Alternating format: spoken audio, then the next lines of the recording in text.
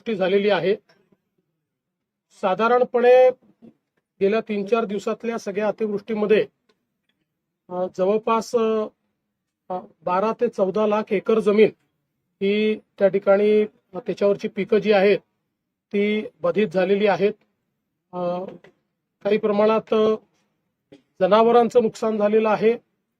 विशेषतः आपल्याला माहिती आहे की नांदेड जिल्ह्यामध्ये मोठ्या प्रमाणात जी काही ढगफुटी सदृश परिस्थिती झाली त्याच्यामध्ये 8 लोकांचा जवळपास मृत्यू झालेला आहे। त्यामुळे ती देखील एक अतिशय वाईट अशा प्रकारची घटना घडलेली आहे। ओव्हरऑल आता परिस्थिती बऱ्यापैकी नियंत्रणात आहे।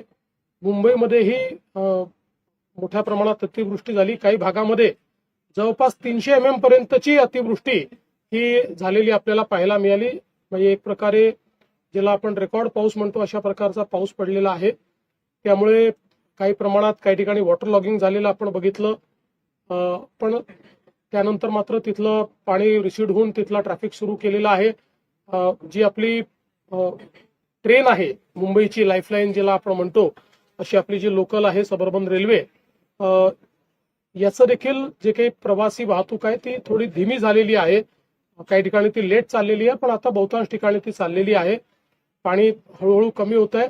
विशेषतः मिठी नदी जी आहे ही धोका पातळीवर त्या ठिकाणी गेल्यामुळे सुरुवातीच्या काळामध्ये 400-500 लोकांना आपल्याला तिथनं इव्हॅक्युएट करावं लागलं, पण आता तिचंही पातळी हळूहळू कमी होते। पण पुन्हा पुढच्या काळामध्ये पावसाचे काही त्या ठिकाणी भाकितं किंवा पावसाच्या संदर्भातले फोरकास्ट हे काही देण्यात आलेले आहेत। त्यामुळे आपण या सगळ्या परिस्थितीवर नजर ठेवून आहोत। आपले जे राज्याचे उपमुख्यमंत्री आहेत एकनाथराव शिंदेजी हे स्वतः त्या ठिकाणी रस्त्यावर जिथे प्रॉब्लेम्स आहेत तिथे गेलेले आहेत। मिठी नदीवर देखील ते गेलेले आहेत आणि त्या ठिकाणी सगळ्या गोष्टी नियंत्रणात आणण्याचा प्रयत्न चाललेला आहे। आपल्याला कल्पना आहे, आपण सुट्टी देखील दिलेली आहे जेणेकरून लोकांवर जाण्याचा ताण पडू नये आणि जास्तीत जास्त लोकांना वर्क फ्रॉम होम देखील जिथे शक्य आहे तिथे करण्याच्या संदर्भातले निर्देश आपण त्या ठिकाणी दिलेले आहेत। आणि आता या क्षणी परिस्थिती बऱ्यापैकी नियंत्रणात आहे, पण पुन्हा पाऊस आणि संध्याकाळी हाय टाईड देखील आहे।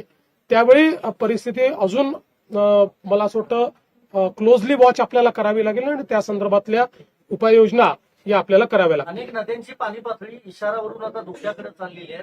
जर सखल भागामध्ये गावांमध्ये पाणी शिरलं तर काय नियोजन असणार? एनडीआरएफ एसडीआरएफला तैनात आता एनडीआरएफ एसडीआरएफला अलर्टवर ठेवलेलं आहे। बहुतांश नद्या इशारा पातळीवर आहेत, काहीच नद्या इशारा पातळीच्या वर चाललेल्या आहेत। आपल्या बाजूच्या राज्यांसोबत आपला नीट संपर्क आहे, त्यामुळे जो काही विसर्ग आहे त्याचं जे मॅनेजमेंट त्या राज्यांसोबत करावं लागतं ते मॅनेजमेंट आपण चांगल्या पद्धतीने करतो आहोत। बऱ्यापैकी बाजूची राज्य देखील आपल्याला त्या ठिकाणी जी काही मदत करायची ती मदत करतायत। आता विशेषतः चिंता आपल्याला हिप्परगीची आहे आणि त्याच्यात त्यांनी विसर्ग सुरू केलाय, पण तो अधिक करावा अशा प्रकारचे त्या ठिकाणी आपल्याला म्हणजे आपल्याला वाटतं, तर ते त्यांच्याशी आपला व्यवहार चाललेला आहे। आणि तेलंगणासोबतही योग्य प्रकारचा आपला त्या ठिकाणी संपर्क चाललेला आहे। काही कॅचमेंट्स मात्र असे आहेत की जे कंट्रोल्ड कॅचमेंट्स नाही आहेत, काही कॅचमेंट्स हे अनकंट्रोल्ड कॅचमेंट्स आहेत। त्या कॅचमेंटमध्ये जरा जास्त आपल्याला धोका आहे, तर त्याच्याकडे आपण लक्ष ठेवणं। साहेब, मिठी नदीमध्ये जो परत एकदा प्रश्न उपस्थित होतो की मुंबईमध्ये पाऊस झाला मान्य, तर 300 ml झाल्यामुळे एवढं झालंय का तिथल्या परत प्रश्न काय आहेत? गाळणं निघणं, प्लास्टिक असणं वगैरे या गोष्टी असं दोन्ही गोष्टी याच्या करता आहे। एक तर 300 mm पाऊस जेव्हा होतो तेव्हा हा मोठा पाऊस मानला जातो। हा काही रेग्युलर पावसापेक्षा किंवा अतिवृष्टीपेक्षाही एक प्रकारे जास्ती पाऊस आहे। पण त्यासोबत मागच्या काळामध्ये आपल्याला माहिती आहे की मिठी नदीचं काय झालं, म्हणजे त्याच्यामध्ये कशा प्रकारे घोटाळे झाले याच्या आता सुरस आणि चमत्कारिक कथा आपल्या समोर येत आहेत। त्याच्यामुळे पूर्वीच्या काळात मिठी नदीमध्ये गाळ काढण्याच्या नावावर ज्यांना काम दिलं होतं त्यांनी काय काय केलंय हे आता समोर आलंय। तर नव्याने ती कामं हातामध्ये घेऊन राज्य सरकारने महानगरपालिकेला आदेश दिलाय आणि महानगरपालिका नव्याने आता ते कामं करते। सर, वसई-विरार पालघर या भागामध्ये आता मोठ्या प्रमाणामध्ये अहमदाबाद हायवे सुद्धा ही आपण कालपासूनच या संदर्भातली माहिती दिलेली आहे। कारण हा सगळा भाग रेड अलर्ट आहे. आपल्याला माहिती आहे की जो पूर्वी महासागर आहे, महासागराचा पूर्वी जो भाग आहे, याच्या भागामध्ये एक लो प्रेशर बेल्ट तयार झालेला आहे. बंगालच्या उपसागराच्या भागामध्ये एक लो प्रेशर बेल्ट तयार झालेला आहे.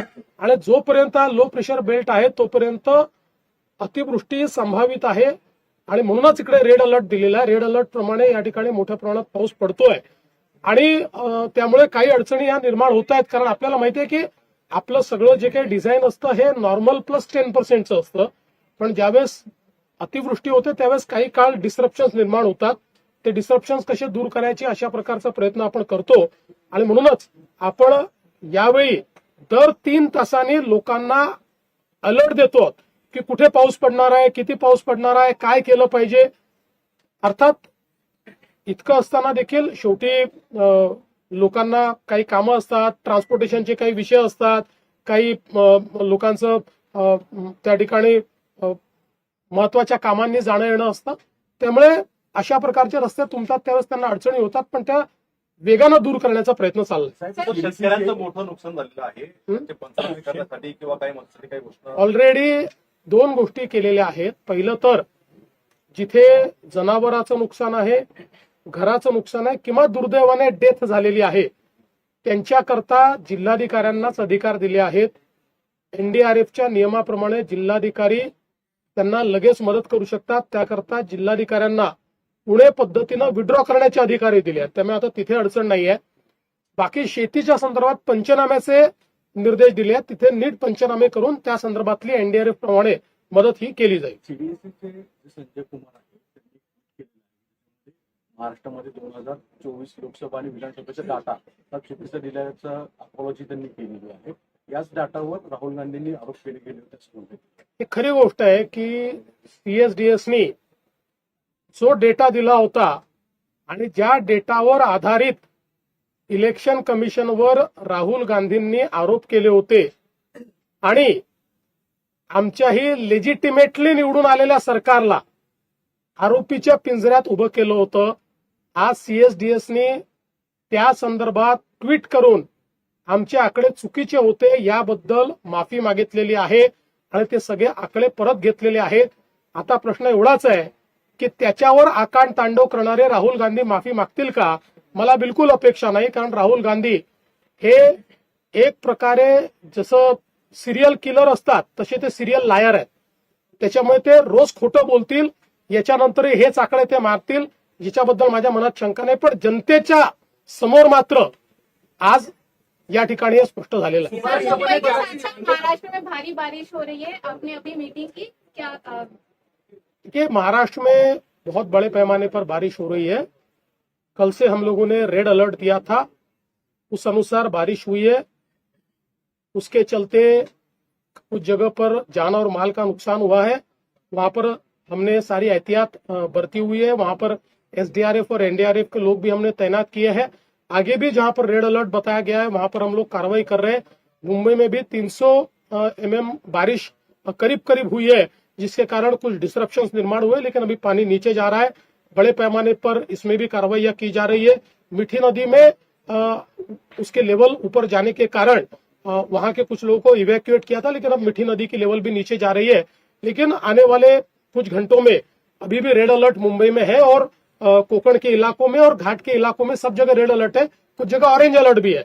तो उनको भी किस प्रकार से एहतियात बरतना है ये बताया गया. उपराष्ट्रपतीपदाची निवडणूक बिनविरोध होईल अशी चर्चा होती. पण सुदर्शन रेड्डी अखेर उमेदवार दिलेले आहे इंडिया आघाडीने. हिंदी में अगर हो जाए तो प्लीज. नाही, मला असं वाटतं की खरं तर ही बिनविरोधच करायला पाहिजे होती आणि त्याच्यामुळे अशा प्रकारच्या उच्च पदांच्या संदर्भात एक चांगलं चित्र त्या ठिकाणी गेलं असतं. कारण युपीएला हे माहितीच आहे इंडिया आघाडीला की त्यांच्याकडे मतही नाही बहुमतही नाही, त्यामुळे त्यांचा उमेदवार हारणारच आहे. तर त्यापेक्षा जर एकत्रितपणे केलं असतं तर एक चांगलं चित्र गेलं असतं. पण ठीक आहे, आता मला माहित नाही त्यांनी कोण उमेदवार दिला. सर ये सिचुएशन को लेकर इंडियन आर्मी इंडियन एयरफोर्स से बोल दिया, उसके ऊपर बोल दिया. तर काही विषय दुसरे बोलू.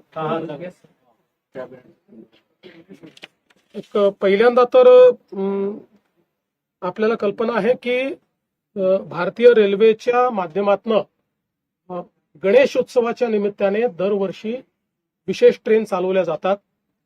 आणि मोठ्या प्रमाणात लोकांना कोकणात जायचं असतं किंवा इतर सगळ्या भागांमध्ये जायचं असतं, तर यावर्षी आम्ही केंद्रीय मंत्री अश्विनी वैष्णवजी यांना विनंती केली होती की आपण जास्तीच्या गाड्या सोडा, कारण लोकांची अडचण होते, लोकांना मोठ्या प्रमाणात जायचं असतं, गर्दी होते, तिकीटं मिळत नाही. आणि मला हे सांगताना आनंद वाटतोय की माननीय अश्विनी वैष्णवजींनी मला हे पत्र या ठिकाणी पाठवलं. मी नंतर आपल्याला रिलीज करीन आणि त्यांनी त्यात सांगितलंय की मागील वर्षीपेक्षा जास्त म्हणजे जवळपास 367 ट्रिप्स आता यावर्षी त्यांनी प्लॅन केलेले आहेत. मागील वर्षीपेक्षा मोठ्या प्रमाणात ही वाढ आहे आणि याच्यामुळे कोकणात जाणारे जे आमचे मुंबईकर आहेत, कोकणात राहणारे किंवा इतर भागातील जाणारे जे लोक आहेत, यांना मोठ्या प्रमाणात रेल्वेची व्यवस्था उपलब्ध होणार आहे. आणि म्हणून मी माननीय अश्विनी वैष्णवजी आणि माननीय प्रधानमंत्री महोदय या दोघांचे आभार मानतो की त्यांनी आमच्या सगळे हे जे काही मुंबईत राहणारे, पूर्वी ज्याला आपण चाकरमाने म्हणायचो, किंवा सगळे कोकणात राहणारे पण मुंबईकर, अशा लोकांकरता खूप मोठ्या प्रमाणात ही व्यवस्था त्यांनी केलेली आहे, म्हणून मी त्यांचे आभार मानतो. दुसरं, आज सकाळी आपल्या राज्य सरकारने काही एमओयूज केलेले आहेत. जवळपास याच्यामध्ये 8 आपण इन्व्हेस्टमेंटचे एमओयूज आणि 2 स्ट्रॅटेजिक एमओयूज केले आहेत. 8 जे इन्व्हेस्टमेंटचे एमओयू आपण केलेले आहेत, याच्यामध्ये जवळपास 42,892 म्हणजे सुमारे 43,000 कोटीचे एमओयू झाले आहेत आणि याच्यातनं 28,500 एवढी त्या ठिकाणी रोजगार क्षमता निर्माण होणार आहे. याच्यामध्ये सोलर मॅन्युफॅक्चरिंग असेल, डेटा सेंटर असेल, इंटिग्रेटेड स्टील प्लांट असेल, इंडस्ट्रियल इक्विपमेंट असेल, ग्रीन एनर्जी असेल किंवा डेटा सेंटर असतील, असे जीसीसी असेल, अशा वेगवेगळ्या क्षेत्रांमध्ये आणि विदर्भ, मराठवाडा, पुणे, त्याच्यानंतर MMR रिजन, अशा सगळ्या क्षेत्रांमध्ये हे एमओयूज या ठिकाणी झालेले आहेत. 2 स्ट्रॅटेजिक एमओयूज जे आपण केलेले आहेत, ते एक आपण या ठिकाणी ग्लोबल इंडिया बिझनेस कॉरिडॉर यांच्यासोबत केलेलं आहे, कारण आपल्याला माहिती आहे की UK आणि भारतामध्ये आता FTA झाल्यामुळे मोठ्या प्रमाणात तिकडनं बिझनेसेस येऊ शकतात, त्याकरता त्यांच्यासोबत आपण केलेला आहे. आणि दुसरा विशेष हा मला महत्वाचा वाटतो की मागच्या काळामध्ये आपण हायपरलूपच्या संदर्भात प्रयत्न केला होता, नंतर सरकार बदललं, काय झालं आपल्याला माहिती आहे, पण आता हायपरलूपची टेक्नॉलॉजी ही IIT मद्रासमध्ये तयार झालेली आहे आणि ज्या लोकांनी ती तयार केली आहे त्यात काही मराठी लोक आहेत आणि त्यात टुरटूर हायपरलूप असं त्यांनी तुतूर हायपरलूप असं त्यांनी त्याला नाव दिलेलं आहे. तर यांच्यासोबतही आपण आज करार केलाय. JNPT आणि वाढवण पोर्ट आणि हायपरलूप असा हा करार आहे, ज्याच्यामध्ये पॅसेंजर मुवमेंट करता नाही तर गुड्स मुवमेंट करता आपण याचा एक प्रूफ ऑफ कॉन्सेप्ट तयार करणार आहोत. हा जर आपण तयार करू शकलो तर याच्यामुळे स्पीड देखील गुड्सची वाढणार आहे आणि आपल्या पोर्टची कॅपॅसिटी देखील वाढणार आहे. त्यामुळे हा एक अत्यंत महत्वाचा निर्णय आज झालेला आहे. अशा प्रकारचे 10 एमओयूज हे आपण या ठिकाणी केले आहेत.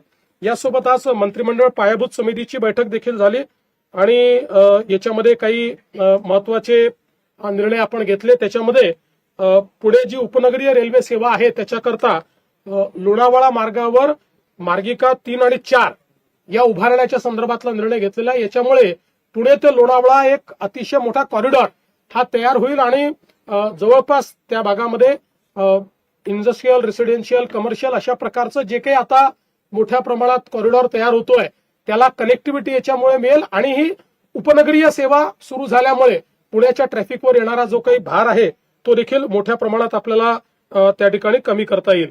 यासोबत पुणे मेट्रो टप्पा 1 च्या अंतर्गत बालाजीनगर ते बिबिवाडी आणि अशा 2 आणि स्वारगेट ते कात्रज अशा 2 ठिकाणी नवीन मेट्रो स्थानक आपण उभारणी करण्याकरता त्याला देखील आपण मान्यता दिली आहे.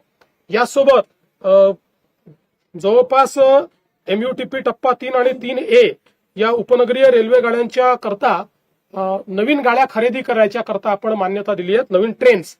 आता ही जी आपली कंपनी आहे याच्यात 51% सेंट्रल गव्हर्नमेंट आहे, 49% आपण आहोत. त्यामुळे आपण दोघं मिळून जवळपास पहिल्या टप्प्यामध्ये 268 पूर्ण AC ट्रेन, म्हणजे जशी मेट्रो आहे तशीच आपली जी उपनगरीय रेल्वे आहे ती आपण खरेदी करणार आहोत. पहिल्या टप्प्यात 268 आपण करणार आहोत आणि टप्प्याटप्प्याने सगळ्याच या रेल्वे बिना दरवाजाच्या ज्या आहेत त्या आपण बदलणार आहोत. त्यांना मेट्रो सारख्या दरवाजाच्या चांगल्या क्वालिटीच्या ट्रेन उपलब्ध करून देणार आहोत. तिकीट दरामध्ये कुठलाही बदल करण्यात येणार नाहीये. त्यालाही आज मान्यता दिली. आता एक केंद्र सरकारकडे जाईल आणि त्यांच्या मान्यतेने मग त्याला आपल्याला म्हणजे त्या ट्रेनची खरेदी जी आहे ती आपली सुरू होईल. त्याचसोबत आपण जो टप्पा 3B आहे MUTPचा त्यालाही आपण मान्यता दिलेली आहे. ठाणे आणि नवी मुंबई यांच्यामध्ये आपण एक एलिव्हेटेड रोड तयार करतोय 25 किलोमीटरचा, ज्याच्यामध्ये नवी मुंबई एअरपोर्टला जाण्याकरता हा ठाणे आणि नवी मुंबई आणि सगळा जो मधला भाग आहे MIDC वगैरे यांना एक एलिव्हेटेड कॉरिडॉर हा मिळेल, डेडिकेटेड कॉरिडॉर मिळेल. त्यामुळे अतिशय गतीने आपल्याला त्या ठिकाणी पोहोचता येईल. अशा प्रकारचा 25 किलोमीटरचा एलिव्हेटेड रोड हा पण तयार करण्याकरता ठाण्यापासून नवी मुंबई एअरपोर्ट पर्यंत त्यालाही आपण आज मान्यता दिलेली आहे. यासोबत आपण मुंबई मेट्रोची मार्गिका 11 यालाही आज मान्यता दिली आहे. आणिक डेपो ते वडाळा डेपो, आणिक डेपो वडाळा ते गेटवे ऑफ इंडिया अशा प्रकारे, म्हणजे गेटवे ऑफ इंडियाचा श्यामाप्रसाद मुखर्जी चौक जो आहे, आणिकचा जो आपल्या बेस्टचा डेपो आहे त्या ठिकाणी डेपो आणि स्टेशन राहील. बेस्ट सोबत तिथे जॉईंट डेव्हलपमेंट केलं जाईल. बेस्टला मोठी जागा उपलब्ध करून दिली जाईल. बेस्ट करता पूर्ण कमर्शियल अशा प्रकारचा कॉम्प्लेक्सही तिथे निर्माण केला जाईल, ज्यातनं बेस्टला पैसे मिळतील. आणि खाली पूर्णपणे आपल्या मेट्रोचा डेपो असेल आणि तिथनं जवळपास ही जी आहे 16 किलोमीटरची ही मेट्रो लाईन 100% पूर्ण जवळपास पूर्ण अंडरग्राऊंड मेट्रो लाईन आहे, जी आपल्या श्यामाप्रसाद मुखर्जी चौकापर्यंत म्हणजे हार्निमन सर्कल राहील, हार्निमन सर्कलवरनं श्यामाप्रसाद मुखर्जी चौकापर्यंत येईल. याच्याकरता जवळपास 24,000 कोटी रुपये त्याला खर्च आहे आणि जायकाने याला फंडिंग करण्याच्या करता आपल्याला मान्यता दिली आहे. त्याच्यामुळे अतिशय कमी पैशामध्ये, कमी रेट ऑफ इंटरेस्टमध्ये याचं देखील काम जे आहे ते आपण या ठिकाणी पूर्ण करणार आहोत. त्यामुळे एकूणच इन्फ्रास्ट्रक्चर कमिटीने महत्वाच्या इन्फ्रास्ट्रक्चर प्रकल्पांना मान्यता दिली. याच्यासोबतच नागपूरमध्ये एक ट्रक टर्मिनस तयार करण्याकरता आणि नागपूरचा नवीन रिंग रोड तयार करायलाही या ठिकाणी मान्यता देण्यात आली आहे. त्याचप्रमाणे नागपुरात एक नवनगर तयार करण्याकरताही मान्यता देण्यात आली. सर, पुणे मुंबई एक्सप्रेसवरती वाहतूक कमी करण्यासाठी प्रस्ताव आहे. मला आत्ता त्याची माहिती नाही. मी हिंदी में गणपति स्पेशल ट्रेन